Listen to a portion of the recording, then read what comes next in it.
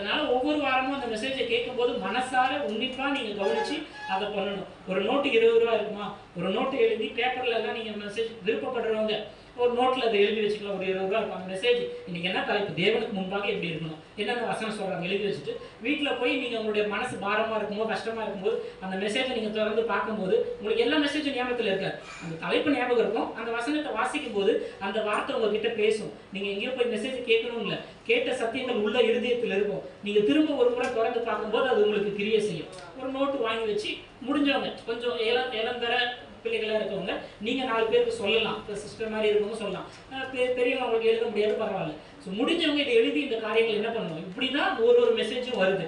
சரிங்களா? இதை நீங்கள் மனதில் வச்சுங்க.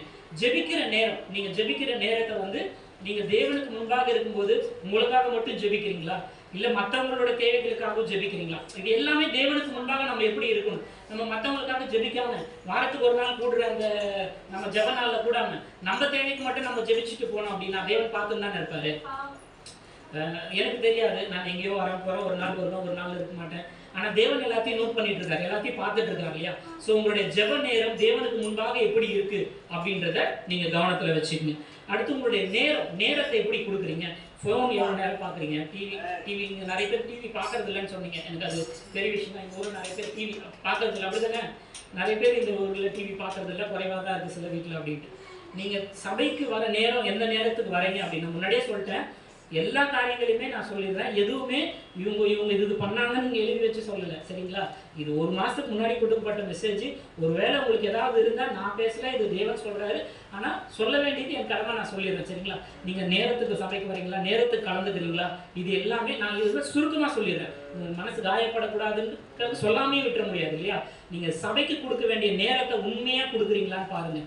தேவனுக்கு முன்பாக நீங்கள் உண்மையாக கொடுக்குறீங்களா, தேவனுக்கு முன்பாக உண்மையாக ஜெபிக்கிறீங்களா, இதை நீங்கள் மனதில் வைத்துக்கங்க. அப்புறம் ஒழுக்கம் சார்ந்த காரியங்கள். இப்போ நம்ம ஸ்கூலில் வந்து ஒரு கிளாஸ் டீச்சர் பாடம் நடத்திட்டு இருக்கும்போது நம்ம வந்து பிள்ளைங்க வந்து பாப்பா வந்து உட்கார கிளாஸ் டீச்சர் பாடம் நடத்திட்டு இருக்கும்போது இந்த மாதிரி பாப்பா எழுந்தாங்க டான்ஸ் ஆடிக்கின்னு அந்த டீச்சர் சொல்கிற வீடியோ எடுத்துக்கின்னு அந்த மாதிரி அங்கங்கே ஆட்டம் போட்டுட்டு இருந்தா அந்த கிளாஸ் டீச்சர் சும்மா விடுவாங்களா? அவங்கள திட்டுவாங்க, அடிச்சிடுவாங்க. சாதாரண ஒரு கிளாஸ் டீச்சர், அந்த கிளாஸ் டீச்சருக்கு மேலே எத்தனை பதவி இந்த பூமியில் இருக்குது, அதுக்கு மேலே எதுனா சாதாரண கிளாஸ் டீச்சருக்கே அவ்வளோ பயத்தோட பக்தியோடு இருக்கணும். ஒரு கலெக்டர் ஆஃபீஸ் போனோம் அப்படின்னா அவங்க சொல்லுவாங்க, இங்கே தான் க்யூவில் நிற்கணும். கலெக்டர் ஆஃபீஸ் மனு கொடுக்க போயிருக்கீங்களா? யாருன்னா எனக்கு இந்த பட்டா விஷயத்துக்காக மனு கொடுக்க போயிருந்தேன். நீங்கள் யாருன்னா போயிருக்கீங்களா? கலெக்டர் ஆஃபீஸ் போனீங்களா பாப்பா? அப்போ ஒரு ப்ரொசீஜர் சொல்லுவாங்க, நீங்கள் முதல்ல மனு எங்கே கொடுக்கணும், இவங்க வாங்கி இவங்க படிப்பாங்க, அவங்க கிட்டேருந்து வாங்கி அவங்க கவனிங்க, எல்லாரும் கவனிங்க. அவங்க ஒருத்தர்கிட்ட மனு அவங்க நேரடியாக கலெக்டர் போய் பார்த்தா கலெக்டர் நல்லா இருக்குங்களா இன்னைக்கு அப்படின்னு சொல்ல முடியாது. ஒரு 20-30 பேரை தாண்டி தான் என்ன பண்ண முடியும், ஒரு கலெக்டர் கிட்ட போக முடியும்.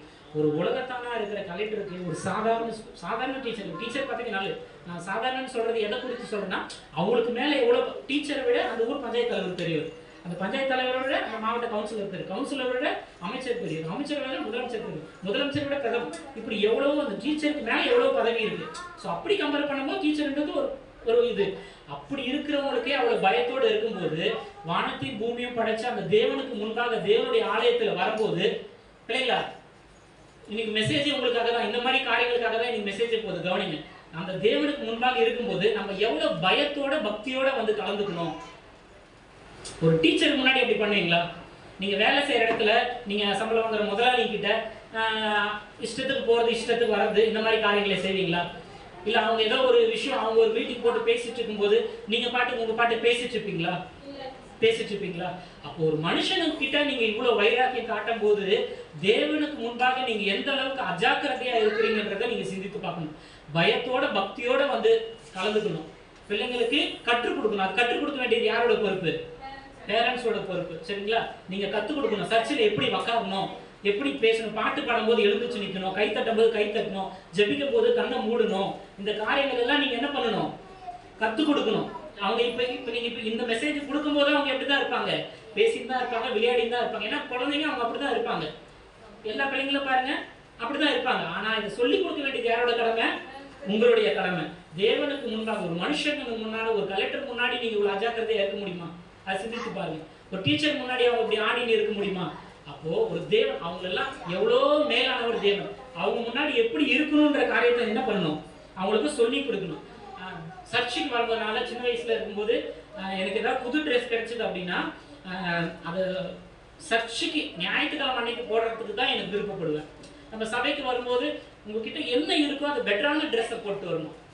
இது எல்லாமே இந்த காரியங்கள் சொல்லப்படுற காரியங்கள் எல்லாமே தேவனுக்கு முன்பாக நீங்க எப்படி இருக்கீங்க அவர் பார்க்குறாரு. மனசார அந்த வார்த்தை இருக்கு இல்லையா, நன்மை என்னதென்று உங்களுக்கே தெரியும், உங்க மனசாட்சிக்கு தெரியும், நல்லது எதுன்னு உங்களுக்கு தெரியும். நீங்க எப்படி நடந்துக்கணும், நியாயம் செய்து இரக்கத்தை நேசித்து மனத்தாழ்மையா தேவனுக்கு முன்பாக மனத்தாழ்மையா இருக்கும் வசனம் சொல்லிடுச்சு.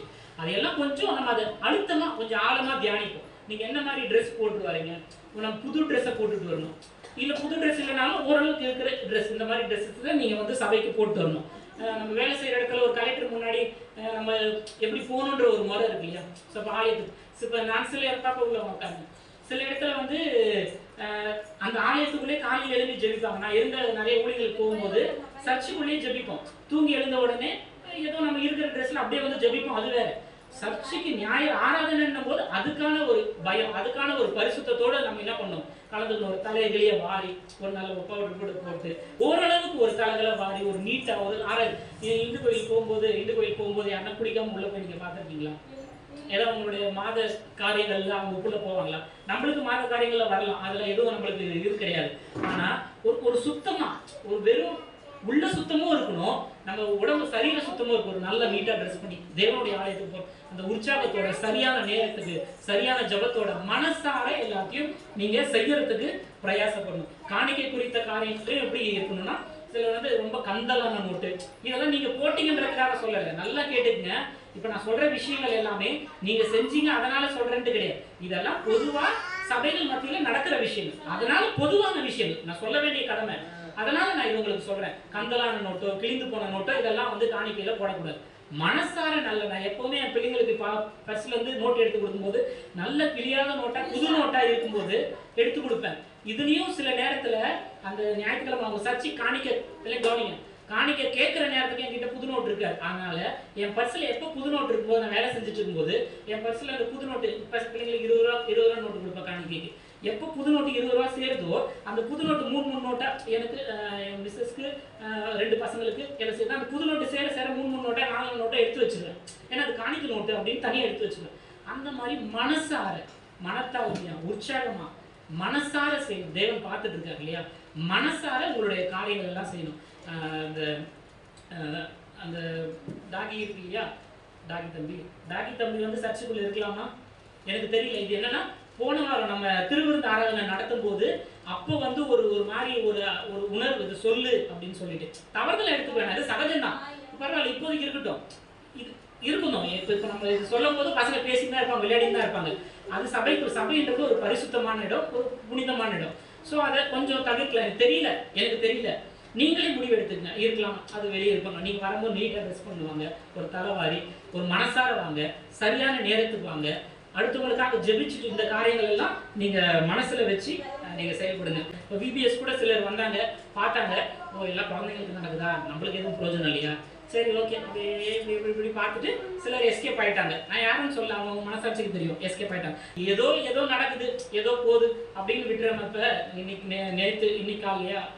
நேற்று சாயங்காலம் நினைக்கிறேன் ஊரில் திருவிழா, அப்போ கோயிலுக்காக டொனேஷன் கேட்க வந்திருந்தாங்க. பெல் அடிச்சு என்னன்னு கேட்டால் இது மாதிரி டொனேஷன் அப்படின்னு.